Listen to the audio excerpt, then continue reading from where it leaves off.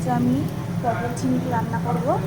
দেখো, প্রথমে পটলগুলো কেটে নিয়েছি সাইজ মতো, কেটে নুন হলুদ মেখে নিয়েছি, আলু কেটে নিয়েছি, আর এখানে চিংড়ি মাছগুলো ভাজা বসিয়ে দিয়েছি।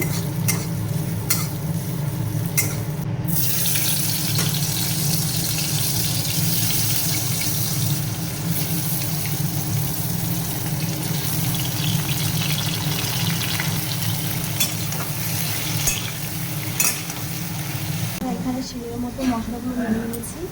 এখানে আছে আদা, পেঁয়াজ কুচি, এখানে আছে জিরে, আর আছে রসুন। রসুন অল্প দুটো দিয়েছি, বেশি দিইনি, 5-6টা কোয়া দেবে রসুনের। আর তোমাদের স্বাদ অনুযায়ী লঙ্কা দিয়ে দেবে, আর দিয়ে দেবো হাফটার মতন টমেটো কুচি।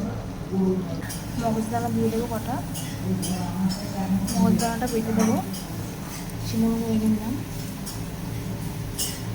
আলুগুলোকে লাল লাল করে ভেজে নেবো, এই একই তেলের মধ্যে খোলা তেলে রেখে দেবো। লাস্টে নামানোর আগে দিয়ে দেবো মশলাটা বেটে।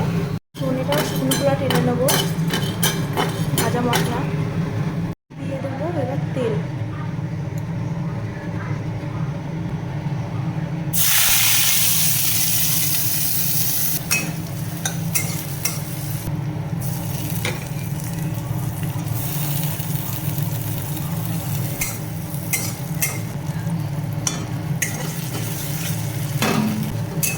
জানো তো আমার না শিলে মশলা বাটা খুব ভালো লাগে।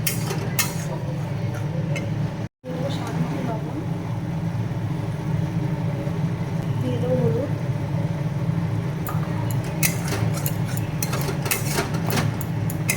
গরম জল করে নিয়েছি। সামান্য পরিমাণে গরম জল দিয়ে কষিয়ে নেব।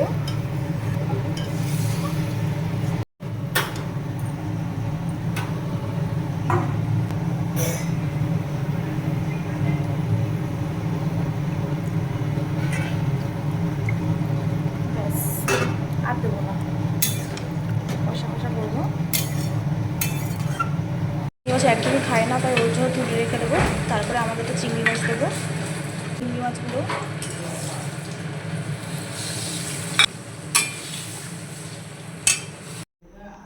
তোমাদের আমার ভিডিও ভালো লেগে থাকলে like comment share and subscribe করে দিও।